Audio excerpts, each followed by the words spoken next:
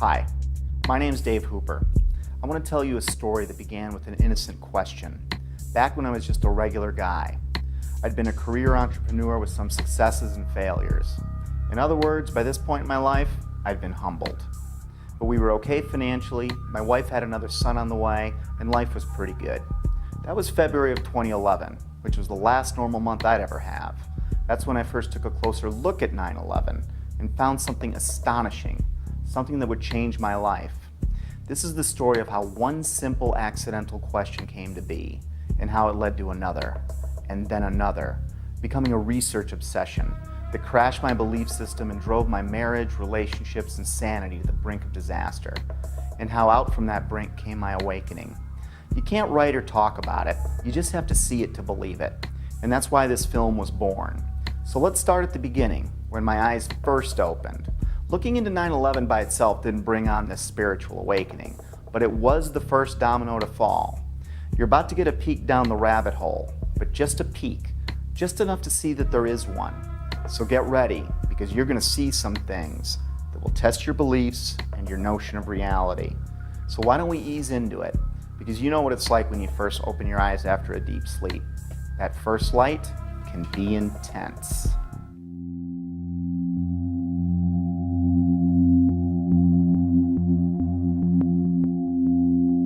My awakening began with a simple question. It occurred as I watched a familiar clip of President Bush on the morning of 9/11. I didn't realize it then, but this question was about to change my life. Bush is sitting at Booker Elementary School in Sarasota, Florida at 9:05 a.m. when White House Chief of Staff Andrew Card whispers into the president's ear. A second plane has hit the second tower. America is under attack. That first question was, why didn't the Secret Service get him out of there immediately? They didn't know how many planes were hijacked yet or what their targets were. There were actually 8 planes that were hijacked. We had 11 reports of hijacked aircraft. There were thousands of planes still flying. As many as a dozen planes were reported hijacked at one point. And it was no secret the president was there. The school visit had been made public on September 7th, 4 days prior to 9/11. How could anyone be so sure hijackers weren't already on the way? Yet there he lingered, even after 2 more flights were confirmed hijacked, Flight 77 and Flight 93, the Pentagon and Shanksville planes respectively.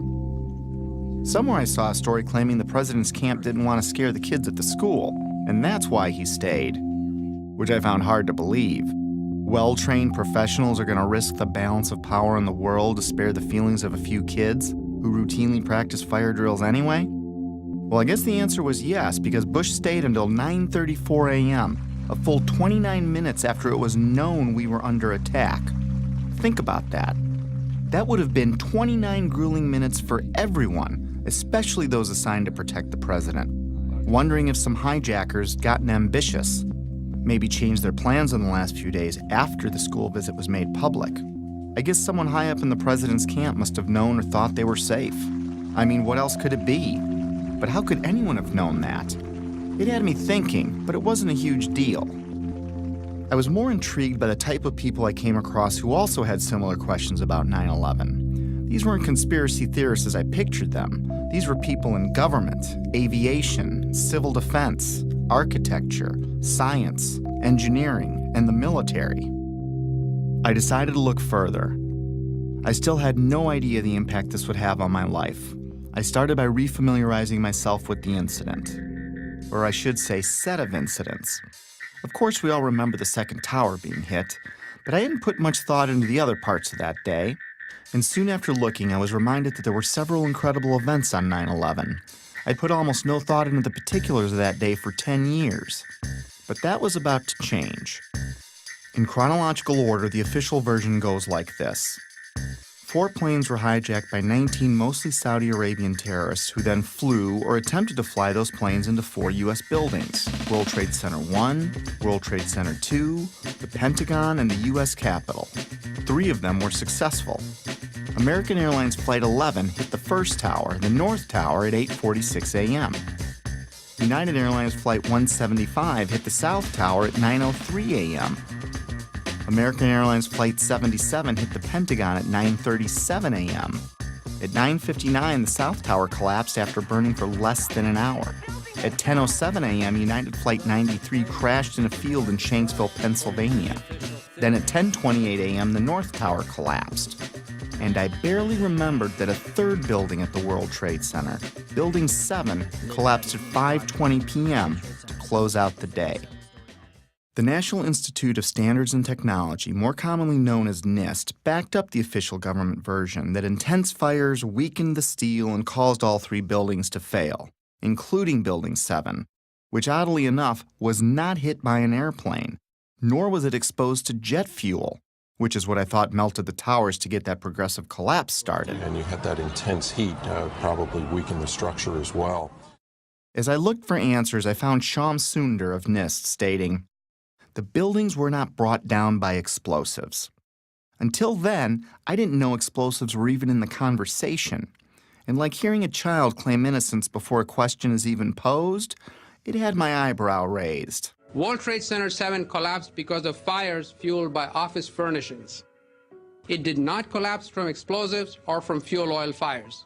While researching the official government story, I saw a news flash that the 9/11 families wanted an investigation of World Trade Center 7. I was a bit surprised. Why would they be questioning the official story? That seemed a little out there, but who could be more invested than they were? So I listened to what they had to say. Our perception of what happened on September 11th is very different from the general public's perception, I'd say, for the most part. I believe that the public is still uninformed about most of the issues that are surrounding them. I just don't think the public at all knows. They want to believe. I think the truth sometimes can be frightening. There's some deep explaining to do. The bottom line is that it needs to be investigated. We have to demand a new investigation. I want justice here. Nobody ever stopped to have a scientific investigation. A scientific investigation. A scientific... What did these families know that I didn't? It's obvious once you look, they've been trying to say something is wrong, and we need to look at 9/11 more closely, especially Building 7. And they weren't alone. I found an endless sea of organizations, rallies, websites, books, and films about that day, but I never really heard about any of them on the evening news. The families and many others were pointing to World Trade Center Building 7, the last one to collapse. I wanted to research what was so special about Building 7. We were only a few days away from launching my new business when I shared with Betsy that I didn't think there was any harm in pushing it back a bit so I could look into Building 7 for myself. This news, combined with the controversial nature of what I was looking into, was met with less than enthusiastic support by my wife, even though she tried to hide it. It was understandable. Remember, our baby was due in a few months, and I was suggesting changes, but they weren't too big and she was okay with it, so I moved forward. And that's how it began. I didn't know it then, but I set us on a course that would lead our marriage to the brink of disaster. But that hadn't happened yet, so let's pick this back up at Building 7. Here are some basic facts. World Trade Center 7, which was located in downtown New York City, is sometimes called the Salomon Brothers Building, but is most commonly referred to as Building 7. With construction beginning in 1984, it benefited from many modern advancements in building technology. It was a 47-story, steel-framed, fireproof skyscraper standing 550 feet tall. It was 300 feet from the nearest tower, the North Tower, or about a football field away. Even though it was one of the largest buildings in Manhattan, it looked small next to the Twin Towers. In September of 2001, Building 7 would have been the tallest building in 33 states. It collapsed at 5:20 p.m. the afternoon of September 11th. Even though Building 7 was not hit by an airplane, The official explanation for all 3 buildings that collapsed was that intense fires weakened the steel, resulting in total symmetrical building failure. The official story goes on to state that in Building 7, column 79 gave out first, starting a progressive failure of the remaining columns, which allowed the building to fall almost as fast as a bowling ball would into its own footprint. If a building that size accidentally collapsed on any other day, it would have been as famous as the Titanic sinking. Yet according to a 2006 Zogby poll, 43% of Americans never even heard of Building 7. Building 7 housed the CIA's largest station outside of Washington, D.C. It also contained the Secret Service's biggest field office. The IRS, Department of Defense, and the SEC also occupied entire floors. The mayor's emergency management bunker was located in the building, but ironically, it wasn't used that day. The rest of the tenants were primarily banks such as Solomon Smith Barney, which occupied the top 17 floors. Many government and SEC documents for cases primarily against Wall Street banks, but also including WorldCom and Enron, were destroyed, crippling the investigation into thousands of cases. At this point, I didn't think anything was too far out of place. I'd come across a few strange things, but I wasn't thinking conspiracy or anything like that. I did, however, find it a little odd that falling debris could set off a chain of events, ultimately turning Building 7 into a pile of rubble. However, I really didn't understand the physics involved, at least not yet. But I didn't need to understand physics to find it pretty strange that the whole building would crash through itself. I've played with Legos. Tip over? Maybe. But to pile drive through itself didn't make sense. At least the Twin Towers were hit by planes, but no plane hit Building 7. Sometimes it's easier for me to tackle complex issues with simple metaphors, so I thought of a stove. Then I imagined what kind of materials would I need to add to the fire so that all 4 legs would collapse simultaneously, and I couldn't answer it. Better yet, let's say I stacked 10 stoves on top of each other, and then I welded them together to better represent any of the buildings that collapsed that day. Now I go and light, let's say, the 7th stove up on the stack. What could cause the 7th stove's legs to give out simultaneously and cause every other stove below it and above it to break apart into tiny pieces, crashing to a pile of rubble in a few seconds? And how could that happen 3 times in a row? After breaking it down, I felt a little pit in my stomach for the first time, but I assured myself that I must be missing something. With that said, it was time to take a crash course in high-rise fires. It seems that high-rise fires are more common than I thought. I found hundreds of them. According to a 2011 report by the National Fire Protection Association, there are an average of 110 fires each year in buildings over 13 stories tall. According to the report, between 2005 and 2009, there were 550 high-rise fires. Of course, there are many more all throughout history, but let's talk about some of the more startling ones. Sao Paulo, Brazil, the Joelma building, 1974. Sparked by an electrical fire, the residential building burned twice as long as the Twin Towers, yet it stood. The underlying structure wasn't even weakened. In fact, it's still in use today. The MGM Grand, which is now Bally's in Las Vegas, Nevada, caught fire in 1980, killing 85 people. It's had a few facelifts and ownership changes, but the structure underneath was never compromised. It's still in use today. Los Angeles, California, 1988. What was then called the First Interstate Bank building burned for 3.5 hours. No structural failure at all. In fact, an insurance company moved in, and today it's known as the Aon Center. In 2004, the Parque Central building in Caracas, Venezuela, the country's tallest building, burned for 17 hours. The facade was repaired, and it is in use today. Philadelphia, Pennsylvania, One Meridian Plaza, 1991, burned for 18 hours. It stood. Beijing, China, the Mandarin Oriental Hotel, burned for 6 hours in 2009. It stood. Chechny's tallest building burned for 7 hours in April 2013. It stood. Dubai, Moscow, Zurich, and on and on. I was starting to see a trend. Fires don't melt steel or cause buildings to collapse. The World Trade Center has itself burned many times with no structural failure or weakening. Some significant dates include February 13, 1975, when the 9th to the 14th floors burned for 3 hours. No damage or weakening of the structure was recorded. The fire began in an electrical wiring closet on the 11th floor. Some fire department officials and building officials here say that there's no chance the World Trade Center could become a type of towering inferno. And in 1993, it survived a bomb detonated in a highly vulnerable area with no structural damage caused by the fires that resulted from the explosion.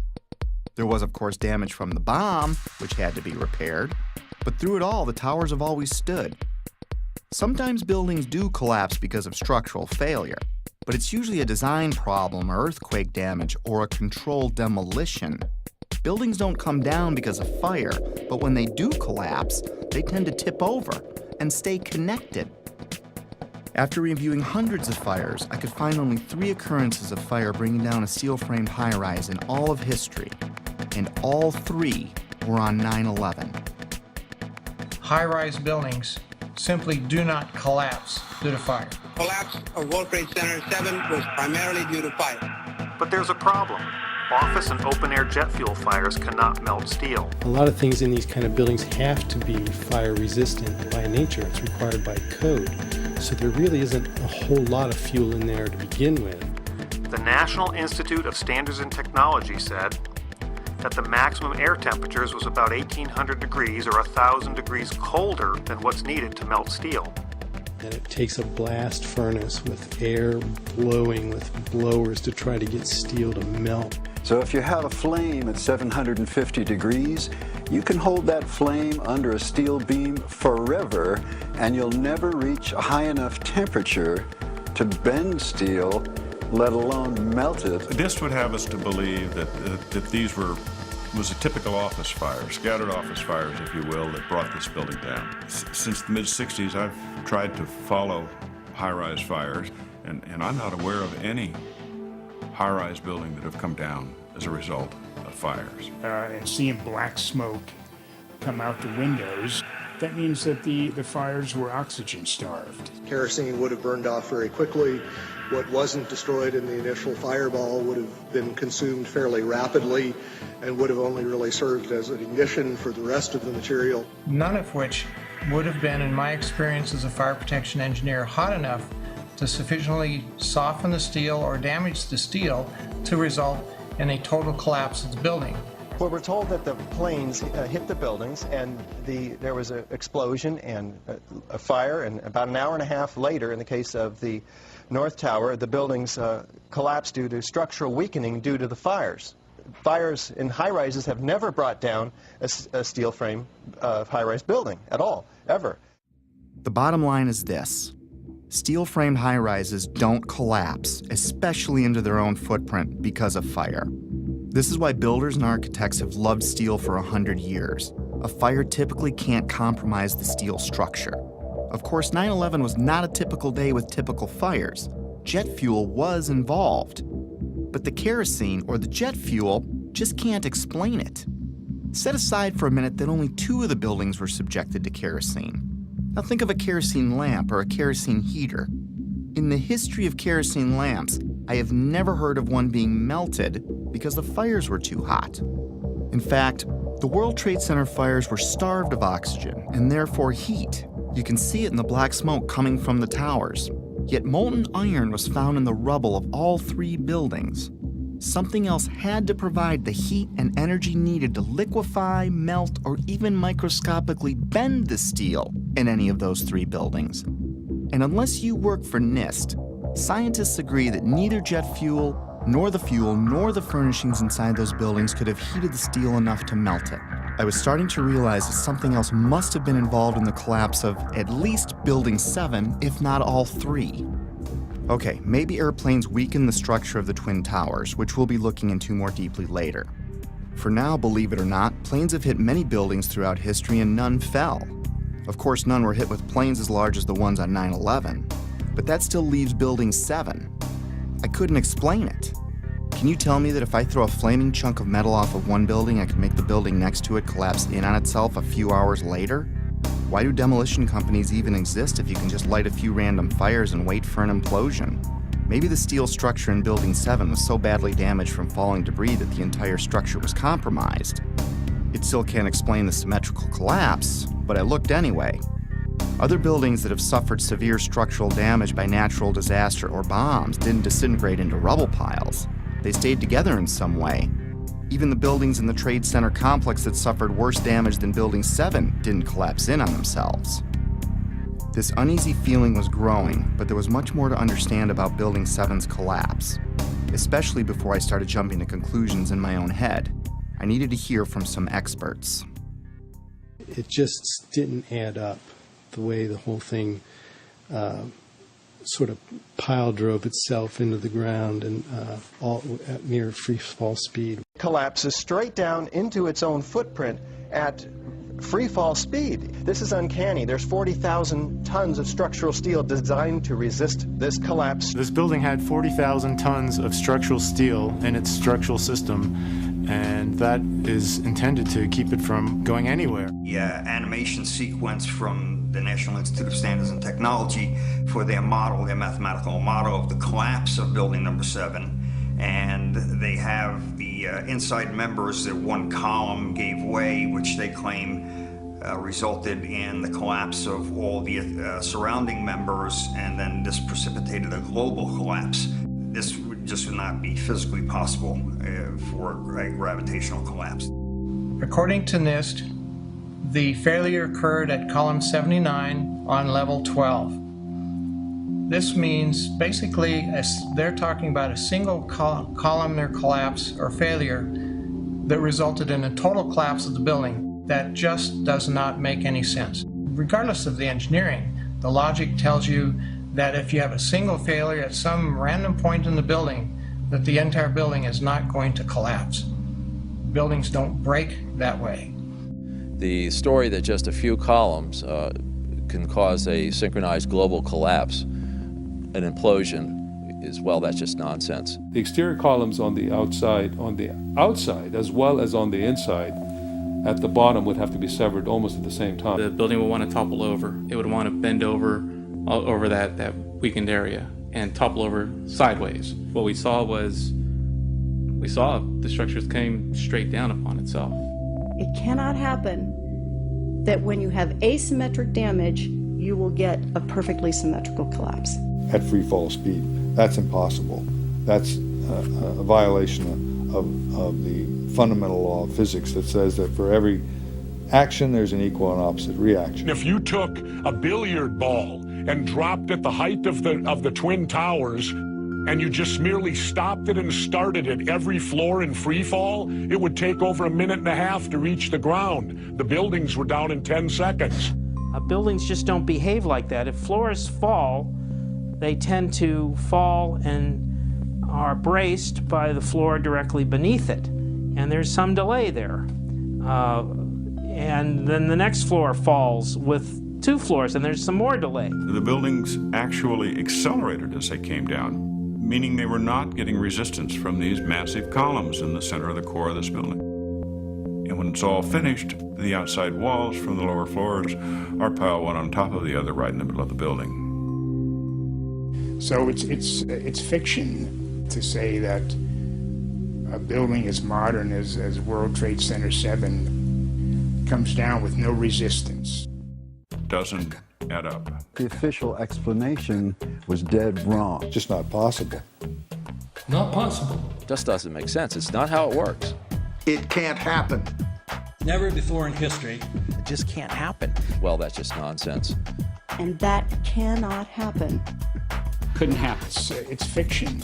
There's definitely much more going on than just fire. This was a controlled event. The symmetry is the smoking gun. In short, the evidence is clear.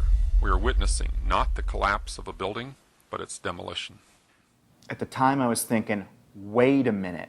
My heart was pounding, my adrenaline was flowing, and I had a knot in my stomach. You know, the collapse never looked right to me, but then again, I never really thought that it defied the laws of physics.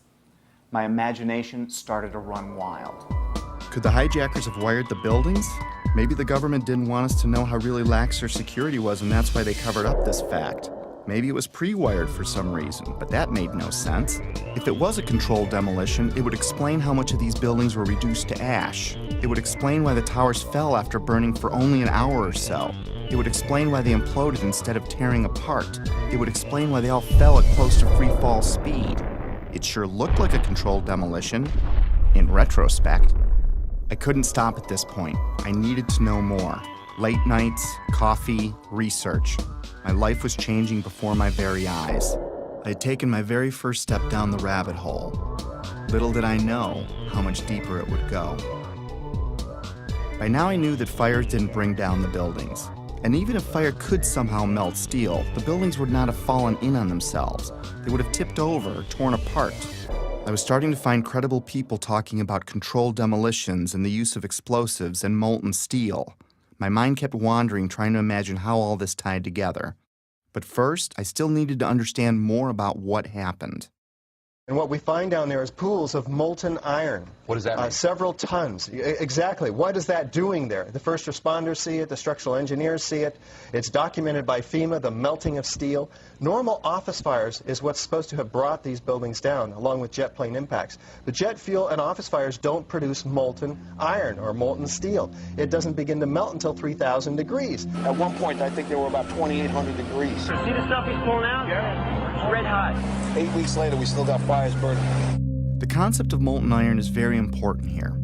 In order to get molten iron, you have to reach unbelievable heat levels. It takes much, much more energy than you could find with any combination of burning office furniture, jet fuel, or gravity. Molten iron can be an indication of the use of thermite. Thermite, thermate, and nanothermite are super hot burning substances used by the military that can cut through steel. It can supply its own oxygen so it can burn underwater. It would explain how fires burned at ground zero for 3 months even after the area was flooded. So thermite would also explain potentially the fact that the fires could not be put out at ground zero. The fires lasted for quite a while. The fires were finally put out on December 13, 2001, just over 3 months after 9/11, making it the longest burning building fire in recorded history. They burned underwater for much of that time. These fires were a big question mark. But first, it was time to take a closer look at NIST. They are the scientific agency backing the official version of events as most Americans know them. I was hoping they would curb my growing anxiety. Instead, what I learned about NIST made my heart sink. To understand NIST, you need to understand the relationship to explosives. They have vehemently denied that there were any. Not only did they not check for them, they state that none were used. Plain and simple. In fact, they have gone to unbelievable lengths to prove that explosives, or even the evidence of explosives, like pops going off, did not exist. Some people might call it incompetence. Others might call it selling your soul. NIST concedes that they found no evidence for explosives. So then we asked them, well, did you look? And they said, no, we did not look for explosives or residues of explosives. So the preconceived notion of NIST is that there's no evidence for explosives, and so there's no point in looking. That is the most unscientific thing that you can possibly think of, not to look because you don't expect to find evidence, and in fact the evidence is overwhelming. NIST computed what they claimed would be the minimum loudness of an explosion that could sever column 79 with a single blast. Then they claimed no observers detected explosions as loud as their predictions. This size blast would have produced an incredibly loud sound that was not recorded on videos of the collapse nor reported by witnesses. On the basis of this artificial threshold of interest, they swept aside all evidence of actual explosions and concluded that no explosives contributed to the destruction of the building. We did not find any evidence that explosives were used in the collapse. Is that a secondary explosion? Yes, it was. That was the... Yeah, definitely secondary explosion. Secondary explosions, sometimes described as pops or booms, are mini detonations apart from the primary explosion of the plane impacts. These types of explosions are routine in a controlled demolition. They were heard in all 3 buildings long before any collapsed. Like, it sounded like gunfire, you know, bang, bang, bang, bang, bang, and then all of a sudden, 3 big explosions. That sound was not picked up by any of the videos or witnesses that we have talked to. You heard explosions, like ba-boom! We just heard one more explosion. That's about the fourth one we've heard. CNN is now reporting that there was a third explosion at the World Trade Center. Equally unempirical is the treatment by NIST and popular mechanics of reports of explosions before and during the collapses. Both documents pretend that there were no explosions. Secondary explosion. We've got numerous people covered with dust from the secondary explosion. Okay, you get the point. Why was NIST denying these explosions? Why are they a big deal? Well, those explosions are a strong sign of a controlled demolition, but they're not proof positive of one. If it was a controlled demolition, there would be other signs like misfired explosives and particles in the dust. So their preferred method of dealing with this problem was to ignore or even deny the reports. John Gross, one of the chief authors of the NIST report, was captured on film while he was making a public presentation, saying that he knew of absolutely no eyewitness who has said there was a pool of molten steel. I'm curious about the pool of molten steel that was found in the bottom of the towers. First of all, let's go back to your basic premise that there was a pool of molten steel. I know of absolutely nobody, no eyewitness who said so. Get down below and you see molten steel running down the channel rails. Like you're in a foundry. Like lava. Volcano. The fires got very intense down there and it actually melted beams where it was molten steel that was being dug out. Underground, it was still so hot that molten metal dripped down the sides of the wall from Building 6. The premise that there was a pool of molten steel. I know of absolutely nobody, no eyewitness who said so, nobody who's produced it. I was on the site, I was on the steel yards, so I don't know that that's so. Then I was at the site 2 weeks after it happened with Governor Pataki, right? And they had to cease digging that day. You know why? They were finding pockets of molten liquid metal. In an office fire, you cannot generate enough heat to melt steel. And yet we have evidence of molten iron in the microspheres, in the rubble pile, and the metal pouring out of the side of the tower. About 7 minutes before its final destruction, almost an hour after the plane hit, molten metal was seen coming out of the northeast corner near the 80th floor. What was going on here? These guys at NIST are the official version. Office and jet fuel fires can reach about 1,600 degrees under ideal conditions, but NIST said that the fires burned at 1,800 degrees, which they claim was just enough to weaken and bend the steel, which led to complete failure of each building's infrastructure. But that still leaves us more than 1,000 degrees short of molten metal, which was found all over Ground Zero.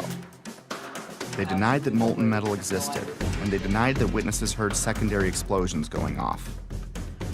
Even the NIST computer animation of Building 7's collapse is inaccurate, showing the outer structural walls crumpling in instead of coming straight down. The NIST report, on which popular mechanics and much of the press has relied, is not a scientific report. It is a political document. We need to have an investigation of NIST themselves. I believe that the reports that came out are not true. So the fact that NIST says that is absolutely, in my opinion, it's criminal. NIST wasn't looking for the truth. They were trying to hide it. But why? Were they asked to falsify their findings? I didn't think they came up with this on their own. When I see John Gross fidget and blush as he states there was no molten metal, I see a man that is doing what many of us do when we don't tell the truth. It's basic human nature. My feelings at the time were like the moment you catch your significant other in a lie. Maybe there's an explanation, but your heart is racing until you get some answers. And if something like that's ever happened to you, you may understand needing to know more, but not wanting to know more, if that makes sense.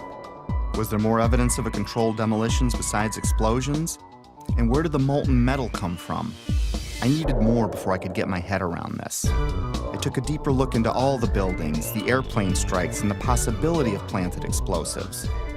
Mostly, I was looking for something to explain away this growing pile of problems. I was looking for answers that could reduce my growing anxiety. Instead, I would fall further down the rabbit hole. By now, Betsy was about to give birth. The idea of putting the business off for a week had turned into a few months. and I couldn't help from talking about my findings all the time, even though Betsy asked me to tone it down. She needed more from me as a husband and father, and I needed more from her to preserve my sanity. Then my dad died, and 8 days later, my son was born. I was all over the place. This prompted my first break. I was in a very strange place, grieving my dad and celebrating my son, while digesting this new information that no one wanted to discuss. What I'd been working on was no secret to my whole family, and everyone seemed pretty relieved when it looked like I was re-entering my normal life. I was enjoying the family and starting to talk about business again, which made Betsy happy. And I wasn't talking about 9/11 anymore, which made Betsy even happier. But just when things were getting back to normal, I started getting a feeling, an urge to get back into it. It kept growing and I couldn't explain why I had it. I tried to ignore it, but I couldn't. And like an addict that fell off the wagon, I was back at it like I'd never left. I still wasn't certain what brought down Building 7, but I was pretty sure it wasn't fire. And it certainly wasn't an airplane since it wasn't hit by one. Maybe a look at the Twin Towers could shed some light on this. Most skyscrapers are built on steel or concrete frames, which is a grid of columns and beams that goes all the way through the building. The World Trade Center was different. It was what engineers call a tube structure. It was a very, very strong mesh of steel. There's a large central rectangle in each of the towers that contained 47 columns, and these columns basically were the primary structural support of the building. These 47, 48 columns are essentially the superstructure of a battleship. They're essentially a suspension bridge. There's no way that burning kerosene can ever affect these in the least, if only because of the radiator effect. The minuscule possibility that fire somehow brought all three buildings down was gone. My only hope was that airplanes could have destabilized the buildings somehow. It didn't explain Building 7, but I was trying to give the official version every possible chance to be right. Let's look at the best documented impact that day. At 9:03 a.m., United Flight 175 hit the South Tower. The majority of the jet fuel burned off in the initial explosion, but maybe there was an explanation for the collapse in the plane impacts themselves. The first interview I came across was of Frank DiMartini, the construction manager of the World Trade Center. The building was designed to have a fully loaded 707 crash into it. That was the largest plane at the time.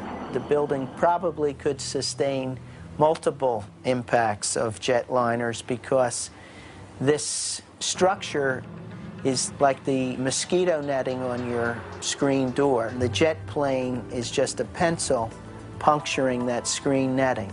It really does nothing to the screen netting. But the largest aircraft flying today, at least commercially, the 747, fully loaded, is on the order of 300 tons. So if you think about a 300-ton element crashing into a building that's been designed to carry 13,000 tons, you can see that an aircraft crashing into the World Trade Center would probably not do anything. We designed the buildings to take the impact of the Boeing 707 hitting the building at any location. But the plane had already hit. And what I noticed was the lights were still on in the lobby.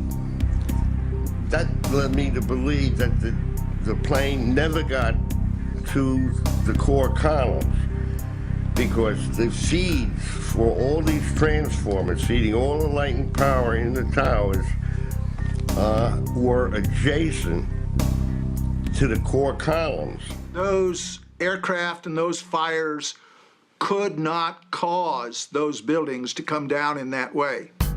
The idea that airplanes could have destabilized the buildings never made much sense to me. The Twin Towers were like a solid iron rod coming out of the ground, supported by another steel building surrounding it. Let's use another metaphor to clarify what I mean. Let's assume a stop sign is like one of the towers. The post is the core and the thin shield of the sign is the Trade Center's outer mesh. If you shot a bullet through the stop sign, the bullet would go through the outer shell and the inner steel core that holds it up. Is the structure weakened after the event? Is it possible for the sign to implode in on itself, partially turning to dust? Does it matter if it was a flaming bullet that exploded on impact? Could the sign ever collapse in on itself? The plane impact still can't explain the near free fall speed of all three collapses, but I had to look. So if it wasn't fire and it wasn't airplanes, then it wasn't natural. Maybe I needed to look for things that can make something like this happen. And holding off on the who and the why, for now, one step at a time. And it's my expert opinion. As a demolition expert, I was trained by the best the U.S. government has. I served 3 years on Underwater Demolition Team 12. 2 years I was attached to SEAL Team 1. And when I look at the buildings and how they fall and the way they fell, they couldn't have come down without being assisted in some manner. The only way that a building can accelerate as it collapses is by having pre-engineered, precisely timed, and precisely placed explosives. In other words, controlled demolition. The collapse of the building was caused by controlled demolition. In fact, the evidence shows very strongly that there were explosives used in the way the buildings came down. We started running floor by floor instead of popping out. It was if they had detonated.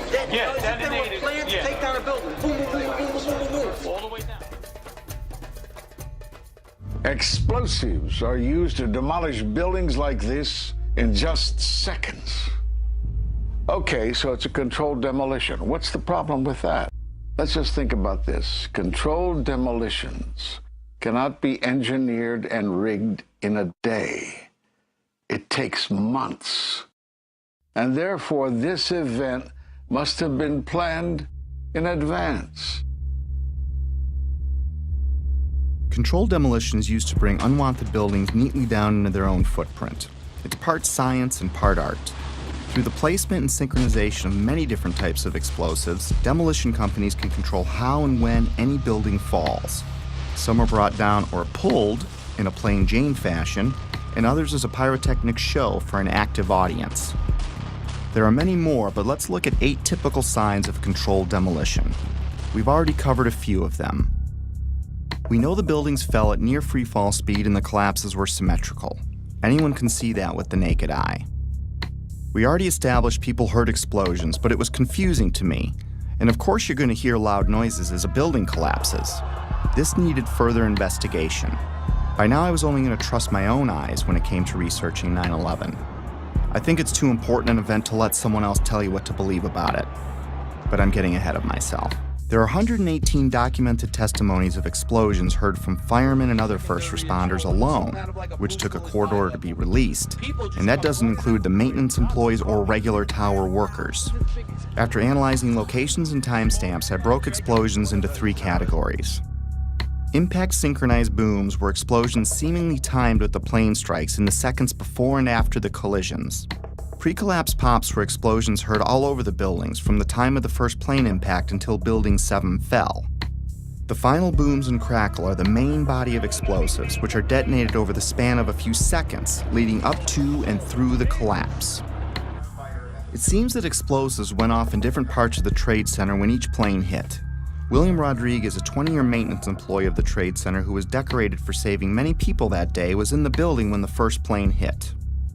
Let's hear what he and a few others had to say about a subterranean explosion coinciding with the first plane hit. It was a huge explosion that came from under my feet, meaning that it came from the sub-levels between B2 and B3. And then there was a huge explosion at the top of the building. You could hear the difference from the bottom and all the way through the top. They were having coffee in the World Trade Center when the first plane struck. And all of a sudden it sounded like, I don't know where the subway is, but it sounded like a subway collision, a bomb. Just get out of the tunnel and the blue. The subway tunnel? Yeah. Yes, I was right there. I was down in the basement, came down, all of a sudden the elevator blew up, smoke. I dragged the guy out, his skin was hanging off, and I dragged him out, and I helped him out to the ambulance. What that man is describing sounds like an explosion, not jet fuel dripping down elevator shafts, as stated in the official version. Why did so many people hear an explosion below ground? A collision above might crack or break some windows, but I didn't understand how that could tear up the lobby, especially when you consider the base of the building would have felt the least amount of vibration as the shockwave was absorbed by the 95 floors above it. Remember, these images are from before the second plane strike, meaning these images were recorded between 8:46 and 9:03 a.m. The only thing that had happened so far is a plane impact around the 95th floor of this building.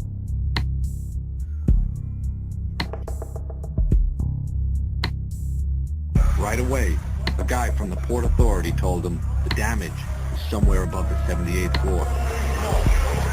But all you had to do was look around. It was obvious. Something had happened right there in the lobby. FDNY fireman John Schrader, whose engine company 10 is across the street from the Trade Center complex, arrived at the first tower hit, the North Tower, within 10 minutes of the impact. We came down, it looked like a bomb went off in the lobby. You know, something, it wasn't from the jet fuel. No way. The ladies that are with me were in the World Trade Center in the first building and escaped through the lobby where they report they believe there was a bomb in the lobby. The bomb hit the lobby first, and a couple of seconds in the first plane hit. I mean, I know of people that got killed in the basement. I know of people that got broken legs in the basement. People that got reconstructive surgery because the walls hit them in the face. At the time, I was actually in the subway heading towards the World Trade Center right around Franklin Street. And after the first explosion, the subway station started to fill with smoke. The subway cars started to fill with smoke, and the subways actually stopped. With so many people talking about the explosions at street level, it would make sense that early reports had the FBI and others looking into bombs at the base of the buildings. Apparently what appears to happen was that at the same time two planes hit the building, that the FBI most likely thinks that there was a car or truck packed with explosives underneath the buildings, which also exploded at the same time and brought both of them down. Reason to believe that one of the explosions at the World Trade Center may have been caused by a van that was parked in the building that may have had some type of explosive device in it. I spoke to the chief of safety for the New York City Fire Department. He received word of the possibility of a secondary device, that is another bomb going off. There was another explosion which took place. According to his theory, he thinks that there were actually devices that were planted in the building. Jenny Carr was recording a business meeting near the Trade Center at 8:46 a.m. on 9/11 when we hear the basement explosion. 9 seconds later, we can hear the first plane hitting the North Tower.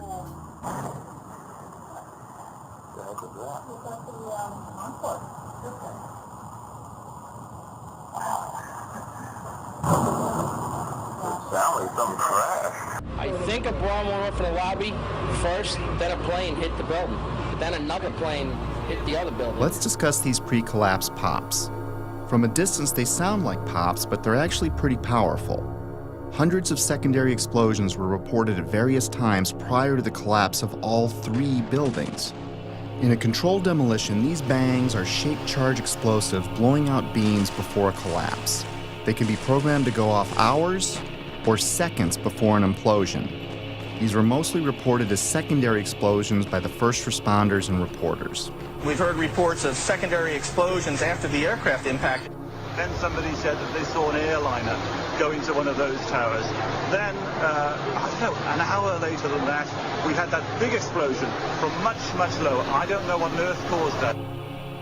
Here, hold on. You want to call your mother or something? You gotta get back. You gotta get back. All right. The final booms and crackle are like the grand finale of a fireworks show. In a controlled demolition, the vast majority of the explosives are set to go off in an ordered fashion over the span of a few seconds as the building collapses. Depending on distance, this can sound like a rumble, booms, or crackling. That feeling that there was something else, that there may have been something else that brought those buildings down. There was a lot of talk there in New York of another explosion prior to the collapse of the first building. We could hear a rumble, which was about 5 seconds long, preceding the actual collapse, and then a boom when each of those towers collapsed. In this footage, which has been slowed, you can see white smoke emanating from the ground floor before the collapse wave arrives. It's an unsteady camera, but keep in mind whoever recorded this was running for their life. It was like watching a stunt car explode before it crashes at the bottom of the cliff. In this image, recently released by a Freedom of Information Act request, police department photographer captured an explosion originating at the base of the South Tower, just before the first tower collapsed. The explosions and shockwave before Building 7's collapse were captured in different ways. We were watching the building actually because it was on fire. The bottom floors of the building were on fire, and we heard this sound that sounded like a clap of thunder. turned around, we were shocked to see that the building was, well, it looked like there was a shock wave ripping through the building and the windows all busted out. In the end, the evidence of explosions was ignored by the organizations behind the official version, like NIST, FEMA, Popular Mechanics, and the 9/11 Commission. My independent search continued. Up next, the kink in the roof. It's not necessary for there to be a kink in the roof of an imploding building, but when it does happen, it's a pretty sure indication of a controlled demolition. The roof can only kink in when the central support columns are blown out first, meaning the destruction of the building is coming from inside it, not outside. This is done by design so the building falls in on itself. The kink in Building 7 is clearly visible to the naked eye. Controlled demolitions are designed to let the top of the building fall through its inner core columns, which is typically the strongest part of any building. Watch the penthouse of Building 7 sink into the floor below it just before the collapse begins. Squibs. Squibs are the sixth indicator on our list. In demolition vernacular, squibs refer to visible blasts from explosive charges. Often they are visible through mistiming or malfunction in some way. Usually they are hidden in the debris cloud. In simple terms, squibs are visual evidence of explosives. Squibs were recorded from the moment of the first plane impact through the collapse of the last tower. For me, they went unnoticed until I looked at the video more closely. These stills captured squibs as the towers collapsed. The official version stated these squibs were compressed air caused by the pancaking floors, which squeezed air to the point of bursting out a window. The seal of the building was already broken when the collapse began. Logically, if it was compressed air, it should have found the path of least resistance through the broken part of the building. It shouldn't have knocked out a window here or a window there, as many as 40 floors below the blast wave. Naysayers tend to say, well, that's just air being blown out the windows. I mean, it doesn't really work to say it's just air pressure. And I estimated these are coming out faster than 100 miles an hour. The following clips show multiple squibs popping out, sometimes simultaneously, sometimes dozens of floors away from each other. Of all the 9/11 information I've come across, this may have been the easiest to spot. Yet it provided me with one of those stark moments in which the reality of 9/11 sunk in to a new level. In this clip, notice how the squib occurs before the floors above reach the blast ejection point. Not all squibs, however, were easy to spot. Remember how we discussed explosions that were timed to go off with the plane impacts? Well, this is the first plane impact. Notice the dark brown smoke coming out of the top floor of the tower. This smoke is already dissipating before the plane strikes the building. In this segment, the NBC camera is pointed at the north tower. The first tower hit. In a few seconds, the second tower is going to be hit. You'll know it when it happens because of the reporter's voice and the fireball in the lower left corner of the screen. Now keep your eye on the east facade, the one on the left. Notice how several tiny explosions go off as the second plane hits the other building, perhaps in an effort to mask some necessary work prior to its demolition, as I was thinking at the time. Oh, another one just hit. Something else just hit. The seventh characteristic of a planned implosion is what's called a demolition wave. It's the path of destruction in a controlled demolition. It is a visible wave of explosions moving down the columns of a building just ahead of or at the speed of gravity. This array of synchronized explosives is timed to blow out floors beneath the collapse wave as the floors above reach the floors below, thus allowing a drop at approaching freefall speed. Again, let's slow down the film for some of these. When slowed down, you can see how the explosions are timed to go off, floor by floor. In this clip, you can clearly see a demolition wave proceeding down a column mostly hidden by the umbrella of the falling debris pile. Look to the right of the black line. It's a bit grainy because of the zoom. Here it is again without the black line. You can see synced explosives cutting a path down the building. The demolition wave can be hard to see with an untrained eye because it happens so fast. I've tried to highlight a few more examples in the following clips.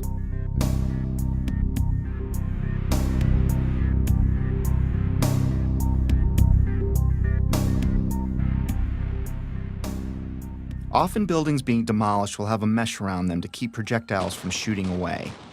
In the case of the Twin Towers, there were thousands of pieces of steel jettisoned out much further than they could have if it were a gravitational collapse. Some pieces were ejected laterally over 600 feet. Some of these pieces weighed several tons. Let's listen to what a few experts had to say on the topic. Window mullions and things went up and out. That kind of stuff can't happen with just pure air pressure of floors getting sandwiched together. Large multi-ton beams were hurled hundreds of yards laterally. Gravity works vertically, not laterally. The fragments which are being, which is coming out of the tower, obviously being kicked out by an explosive action. And here it is trailing white smoke the whole time. It really is indicative of some kind of explosion. I'm no physicist, but if this was a gravitational collapse, there is no way that multi-ton beams can land 2 football fields away. I've lived in high-rises my whole life, and I've dropped things off my balcony, things like shoes and computer monitors. All they do is fall straight down. Even aerodynamic items like plates never ended up across the street. In some of these clips, you can see projectiles actually propelled upward, forming an arc. If this were a gravitational collapse, pieces could not be shot upward. And consider the pieces we see. The small pieces weigh a few pounds and the biggest pieces weigh several tons. In this clip, a multi-ton steel box column had so much lateral force that it pierced the building across the street. To give you an idea of its size, here you can see a construction worker standing at the base of the box column being installed. If I can't chuck a shoe more than 150 feet from the 50th floor of my building, how much force do you need to get a multi-ton steel girder to triple that? I could pretty much rule out a gravitational or progressive collapse with the physical dynamics I'd seen with my own eyes. And I found it ironic that the only part left standing was the base of the building.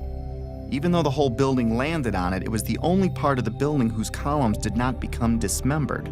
Perhaps that says something about the difficulty in wiring the atrium of the towers. And maybe these columns at the base did what the rest of the building should have done, and that is stay together in some way. Just a personal observation I'd made at the time. Of course I've been wondering how the hijackers wired the buildings. It was the only thing that still made any sense, even if barely. But I stopped wondering how the hijackers did it when I learned what was found in the ground zero dust. Even though the cleanup and removal of the ground zero evidence began within hours of the attacks, not all of it was removed. Many different dust samples were analyzed by scientists all over the world, and what they concluded put the final nail in the coffin of the official story for me. We touched on thermite earlier, but we're going to look into it more deeply for reasons you'll soon understand. Thermite is a chemical mixture, usually of metal oxide and aluminum powder, with several variations. It's often used in fireworks, underwater welding, and military weapons. It can also be used to cut steel beams. When thermite is detonated, it leaves traces of itself in the debris, like perfectly round microscopic spheres of iron, and unexploded thermite itself, both of which were found in the ground zero dust. The fact that explosive residue was found in the dust didn't surprise me, at least not by now. I already knew in my heart it was a controlled demolition. What rocked me was the type of thermite found. You see, it was a special type of thermite called nanothermite, and it meant that the odds that the hijackers could have done this dropped to near zero. My belief system kept taking more hits, which we'll discuss in a bit. For now, though, let's have the experts walk us through the basics. In 3 different samples from 3 independent researchers, the R.J. Lee Company, the USGS, and Dr. Stephen Jones's work. All 3 separately found these microspheres. As much as 6% of the World Trade Center dust consisted of tiny, previously molten iron spheres. You cannot get a perfectly round sphere of metal from the building tearing apart. The only way you can get that is by starting with a molten liquid.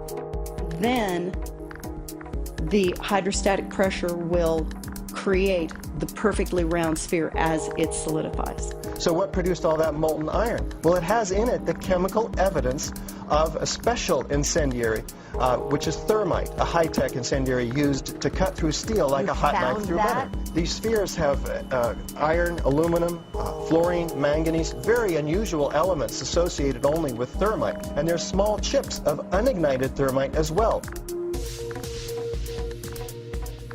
In the dust, we found what we characterize as unreacted thermitic material in the shape of some very tiny red-gray chips. We captured the residue after the material had been heated. The red-gray chips, as we ignite them, produce spheres that have iron and aluminum, just like we see in the dust in abundance. And the composition was very, very similar. And that led to the conclusion of the paper, which was, we've got some form of thermite in these red-gray chips. What I can confirm also is that these chips, the red layer is thermitic. It does produce molten iron. I've heard this argument that somehow perhaps someone seeded these samples with nanothermite. There have been some that have argued that these red-gray chips could be paint of some form. I've also heard the argument that perhaps the falling buildings just generated this nanothermite. Well, no. So it wasn't, the red-gray chips are not the primer paint that was used on the WTC steel. These chips are not naturally occurring. They are not going to form because some materials fall down in a building and touch each other and get compressed together. That's just not what this material is.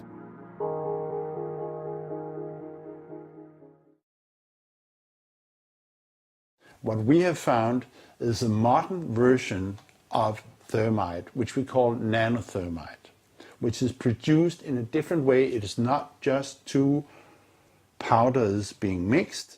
First of all, the iron oxide grains are uniform and approximately 100 nanometers across. That's very tiny, much smaller than a human hair.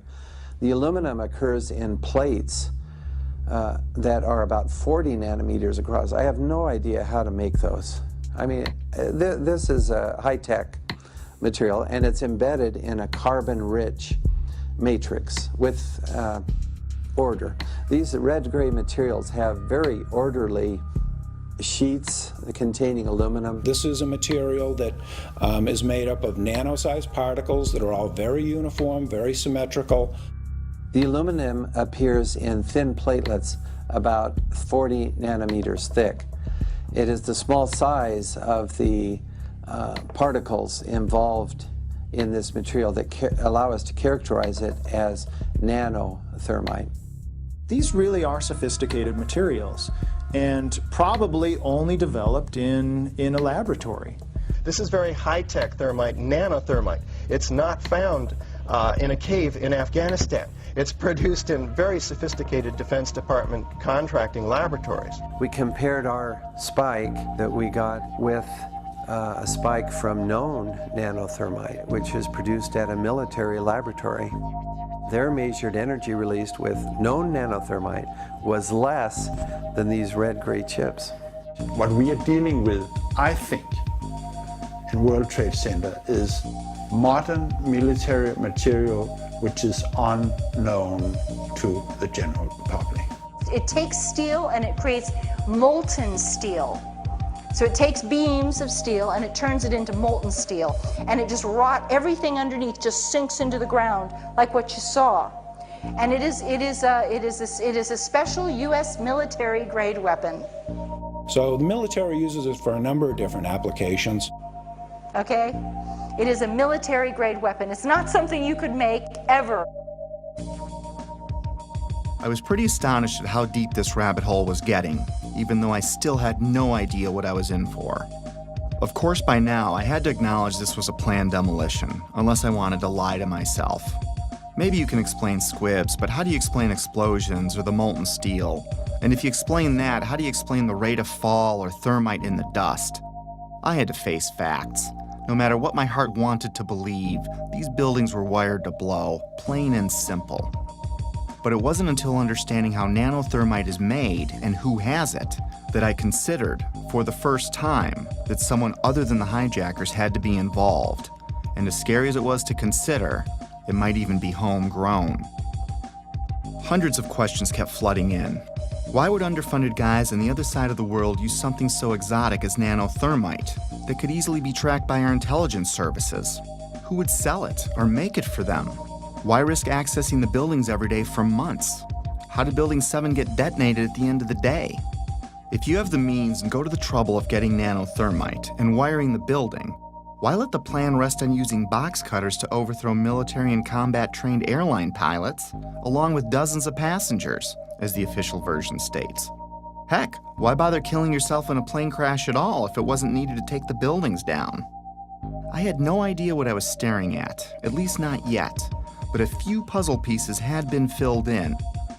I knew that the buildings were brought down by controlled demolition, military thermite was used, NIST was being used to sell a lie, and someone wanted us to think that planes had caused this. I kept replaying the event in my head over and over, assimilating each new piece of information as I discovered it. And like a retreating army, my line in the sand about what could have really happened kept moving further and further back, and getting closer to home. But I was on a mission, and I was obsessed to find out the truth. Researching late every night was disrupting my home life again, and my wife still didn't see eye to eye with me about 9/11. Back then, she still believed the official version, but she hadn't seen what I had. For a time, she even thought I was losing it. For a time, I wondered it myself, because I was coming across things I had a hard time believing. My former, dismissive, conventional thinking self was fading away as my eyes continued to open, causing changes in my belief system and further destabilizing our home. It was harder than ever to drop the subject. Rifts were developing in other relationships too. I was angry at everything and everyone, from God to the government to anyone that didn't want to hear or believe what I had to say. I became a bit reclusive as I dug deeper. If the building was wired, lots of people had to get past security every day for a while. Remember when I said I lived in high-rises my whole life? Well, I worked in them too. And there is no way you can access buildings like those without the building security knowing. Lots of equipment had to be brought in. Authorization forms would need to be filled out. There would be drilling and pounding and dust in the ventilation ducts. Whoever was coming in would need a plausible reason to be there. They would need access to the elevator shafts. They would be taking incredible risks each day unless they had permission to access the guts of the building. Anybody who's ever watched a building being demolished on purpose knows that if you're going to do this, you have to get at the under infrastructure of a building and bring it down. The columns could have been set up with explosive devices during the off-hour operations of the building by elevator company personnel. It wouldn't be a problem once you gained access to the elevator shafts. How about an elevator modernization, which we know was going on the 9 months prior to 9/11? There are people who noted that the elevators were locked in turn and that there were guards placed at these locked elevators during the modernization. And in the case of a steel frame building, that means we load them with RDX cutting charges, which are loaded with individual delays, sometimes as many as 2 to 3 different delays on a given floor. I was sick to death of the dust which was appearing on the windowsills. It was dirty grey and very, very noticeable in that week leading up to 9/11. There were workers throughout the World Trade Center that had access to the hoistway, which is immediately adjacent to the core columns and beams in the building.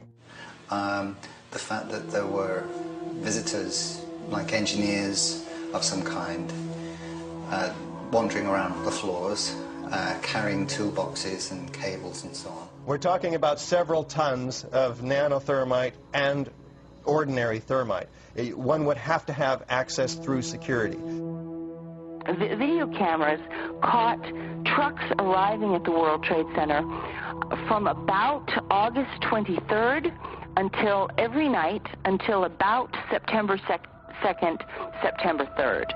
And the trucks were arriving at about 3 o'clock in the morning when everybody else had left the building, including the janitorial trucks. Something was brought into that building that would help with the detonation. There may have been work done on the detonation before. It may have been going on for months, but whatever they needed at the very end, they came and brought in that 10-day period. The 9/11 Commission also does not tell you that Marvin Bush, the president's brother, and their cousin, Wirt Walker, were the principals of the company that was in charge of security for the World Trade Center. They don't, The jaw-dropping coincidences kept piling up. I learned that Stratesec was a security company which used to be called Securicom, and they didn't just handle security for the World Trade Center complex.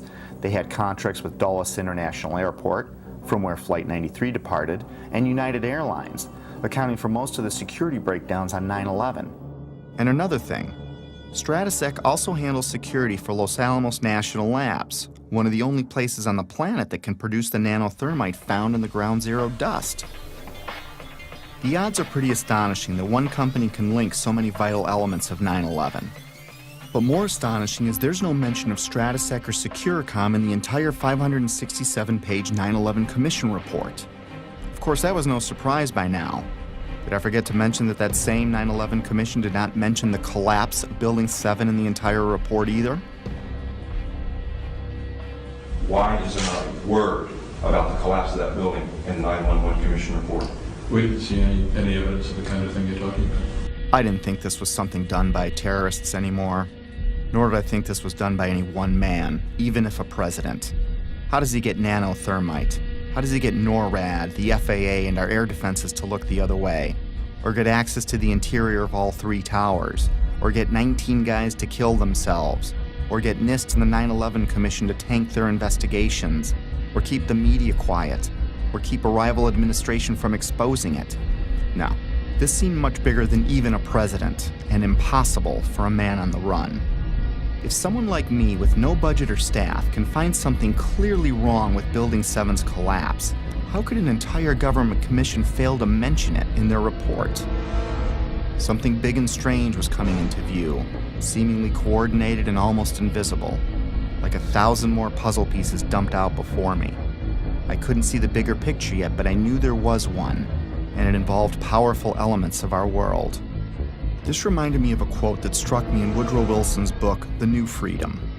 He writes, "Some of the biggest men in the United States in the field of commerce and manufacture are afraid of somebody, are afraid of something.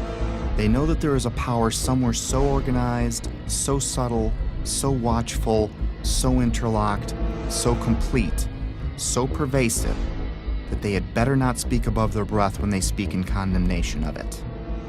I wondered if we were talking about the same thing, so I continued my research. I didn't even need to remind myself I was falling down the rabbit hole anymore. I was now fully expecting to see the unexpected. Remember the opening chapter, The Dog That Didn't Bark? It was a reference to a Sherlock Holmes story called Silver Blaze, in which Holmes deduces the culprit must have known the family dog, because the dog didn't bark while the crime was committed, as he normally would if a stranger were on the property. The same way the Secret Service didn't bark, by staying in the school. The same way real watchdogs like the 9/11 Commission, NIST, and the media didn't bark either. Lots of people, including politicians, the media, and emergency workers on the ground, knew Building 7 was going to come down well ahead of time, as impossible an event as that was. But even then, they said, hey, you got to stay behind this line because they're thinking about taking this building down. They're not sure if it's stable or not. So they were holding a line off because they had knowledge that something was going to happen. That by noon or 1 o'clock, they told us we had to move from that triage site up to Pace University, a little further away, because Building 7 was going to come down or being brought down. Did they actually use the word brought down, and who was it that was telling you this? The fire department, and they did use the word, we're going to have to bring it down. Keep your eye on that building. It'll be coming down soon. I didn't hear any creaking, or I didn't hear any indication that it was going to come down. And All of a sudden, the radios exploded, and everybody started screaming, "Get away, get away, get away from it!" And the whole time you hear thum, thum, thum, thum, thum. So, I think I know an explosion when I hear it. We are on the phone with New York Fire Department Lieutenant David Restuccio. Can you confirm it was number 7 that just went in? Yes, sir. And you guys knew this was coming all day? We had heard reports that the building was unstable and that it eventually would either come down on its own or it would be taken down. And we were in a building in which we were trapped for about 10-15 minutes, and we set up headquarters at 75 Barclay Street, which was right there with the police commissioner, the fire commissioner, the head of emergency management, and we were operating out of there when we were told that the World Trade Center was going to collapse. The World Trade Center was going to collapse. It was going to collapse. It was going to collapse. But it was the media's pre-knowledge of Building 7's fall that was much more telling. Several news outlets around the world reported the collapse of Building 7 long before it happened. I listened closely to these segments. Considering Building 7 wasn't hit by an airplane and no high-rise has ever collapsed because of fire, how was it that all these different news agencies reported it before it happened? How can anyone report there has been an improbable accident before the accident happens? Now, more on the latest building collapse in New York. You might have heard a few moments ago, I was talking about the Salomon Brothers building collapsing. And indeed it has. Apparently that's only a few hundred yards away from where the World Trade Center towers were. That one of the other buildings, Building 7, in the World Trade Center complex is on fire and has either collapsed or is collapsing. That has structural damage as well.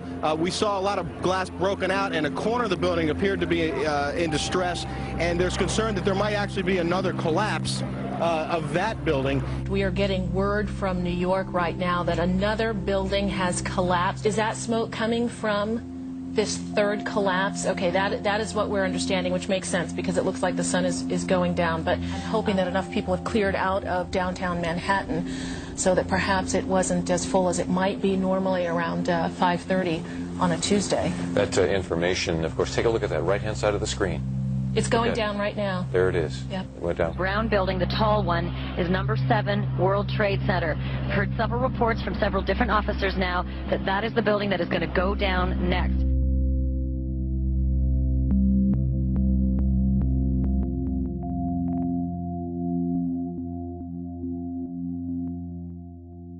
The media has played an important role in shaping the official story, even to this day.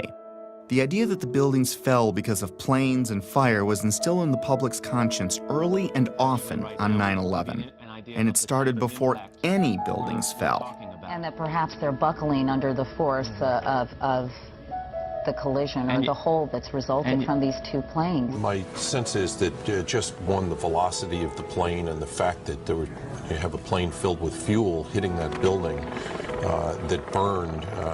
So structural damage, as you had suggested, probably led to this building going down. We are seeing...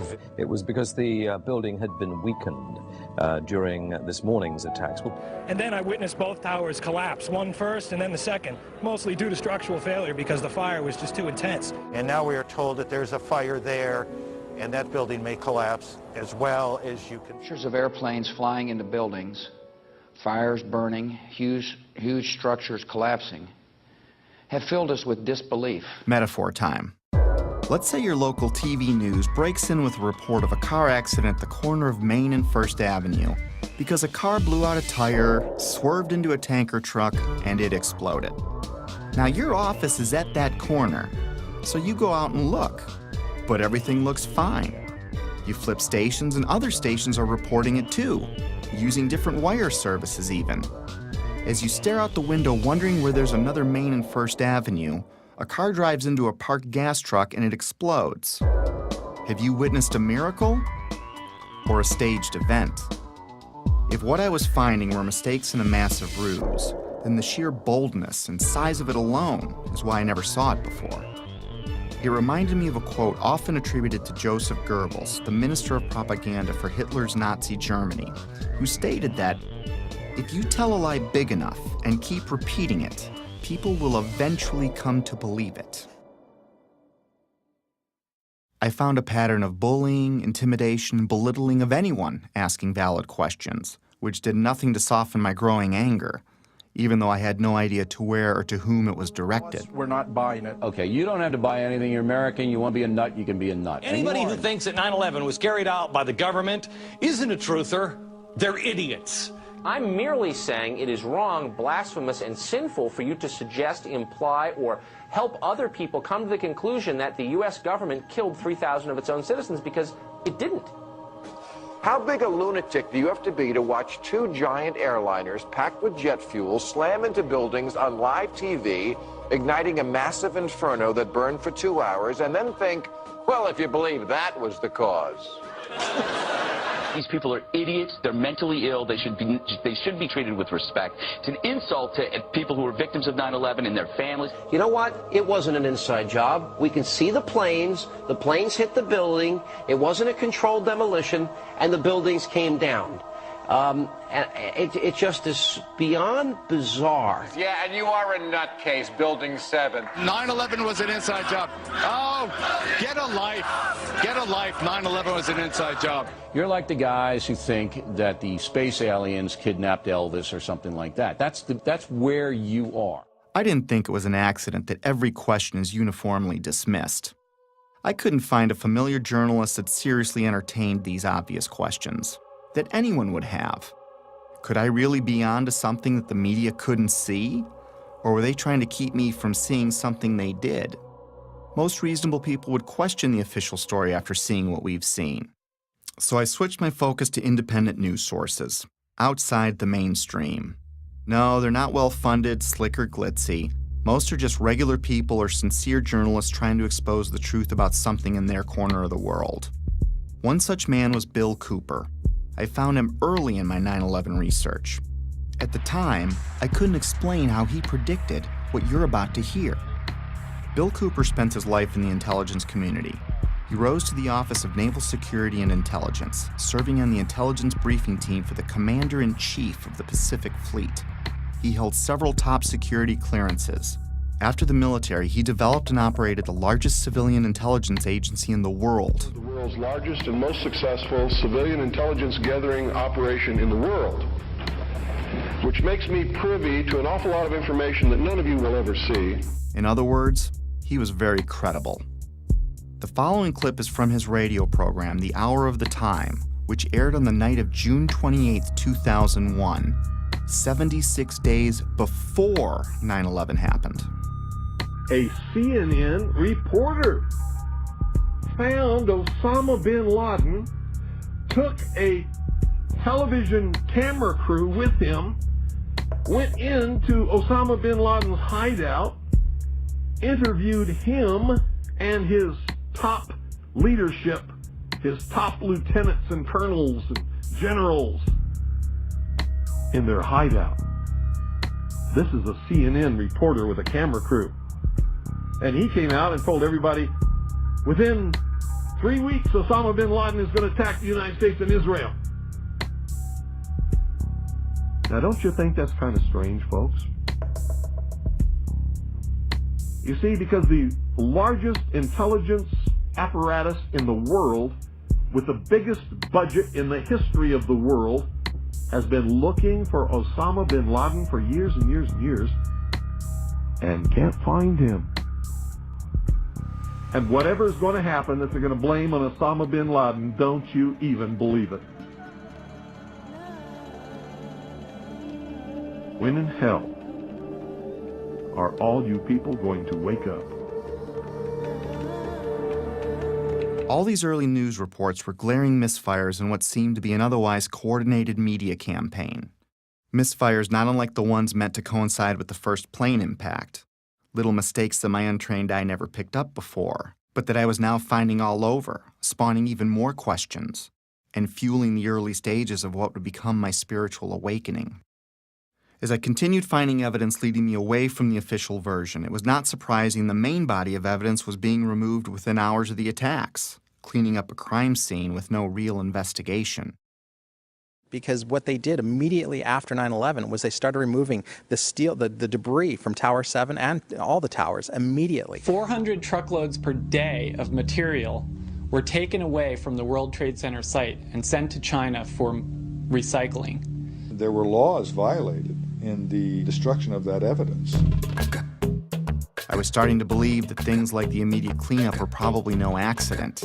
And to discover what was really happening, I'd need to find the ones behind the cleanup and the coordinated media and NIST and FEMA, the Federal Emergency Management Agency, which in another huge coincidence arrived at New York for a training exercise on Monday, September 10th, the night before 9/11, which is convenient as they oversaw the cleanup of Ground Zero. To be honest with you, we arrived on late Monday night and went into action on Tuesday morning. And not until today did we get a full opportunity to work. Over time, it got easier to find puzzle pieces, like the following testimony by Norman Mineta, the Secretary of Transportation in 2001, who was with Vice President Dick Cheney on the morning of 9/11. And like so much other important information, this interview would also be left out of the 9/11 Commission report. During the time that the airplane coming in to the Pentagon, there was a young man who would come in and say to the Vice President, the plane is 50 miles out, the plane is 30 miles out. And when it got down to the plane is 10 miles out, the young man also said to the Vice President, do the orders still stand? And the Vice President turned and whipped his neck around and said, of course the orders still stand. Have you heard anything to the contrary? Well, at the time I didn't know what all that meant. And the flight you're referring to is the flight that came into the Pentagon. The Mineta testimony launched my investigation into the Pentagon, Shanksville, the hijackers, and many other aspects of 9/11. And if I thought I was a long way down the rabbit hole already, was I way wrong. My belief system would ultimately be shattered, but rebuilt to accommodate my evolving worldview. Back then, however, I was only a few months into my investigation, and I was going through a full scope of emotions, and frankly, having a difficult time handling all of them. Denial, curiosity, fear, disbelief, paranoia, anger, and heartbreak. And I would go through many more. I was still unable to reconcile all the data in front of me. I couldn't see the bigger picture at the time. But like the wind, it can't be seen, yet we know it's there because it leaves evidence of its existence. Very much like the trail of breadcrumbs I'd been researching over the last few months. But it's not something I could understand in one sitting. It took time. Coping with the flood of emotions took a while. I didn't have anyone guiding me or anyone to talk to about it. I felt like I had no foundation, like the ground was crumbling beneath me. The truth is hidden by several mechanisms, especially the limits of our own preconceived beliefs. I'd been so ignorant and dismissive, but now I wondered what else I'd been fooled about. Over the years, I came to see that we're in a battle of information, a battle of beliefs, or a spiritual battle, if you will. I also came to believe that 9/11 is only one battle in a much larger war, a war I couldn't see yet, but one that I was well on the way to discovering. This is a lot to take in, and we all wake up at our own speed, if at all, which is why I stopped after only looking at the Trade Center portion of the attacks. There is so much more to this, but it's easier to process in smaller chunks. Betsy and I woke up at different speeds. My eyes started opening pretty quickly, but it took Betsy a few years, even though we talked about it all the time. It wasn't until she watched early versions of this movie that she began to believe me. I clearly remember the day in June of 2013 when she came voluntarily and shared her own thoughts about her own 9/11 research, something she'd never done before. And I knew by talking to her that her eyes were finally opening too. It probably saved our marriage. Getting past that stumbling block opened the door for us to reconnect. If there's a pit in your stomach, don't be overwhelmed or scared. Whatever's behind all of this has been there for a long time, and I'm sure you've lived, loved, and laughed in that time. And you still will. The shock will wear off, and what will be left is a much better understanding of how the world works, which makes the bad guys' jobs harder. Over time, the discomfort and confusion subsided, and I went back to my life, with clarity and new hope for what's ahead. Today, I'm able to laugh and be happy and look forward to the future like everyone else. I have all that, and I'm more aware of important things happening around me. So if you want to forget everything you've seen, go back to your regular life. Soon you'll forget about all of this. Our defense mechanisms work that way. But if you decide to jump down the rabbit hole, my advice is to seek your own answers, do your own research, and don't let anyone tell you what to believe about anything. Because until you see it for yourself, it'll be hard to ever understand why it's so important to know it exists.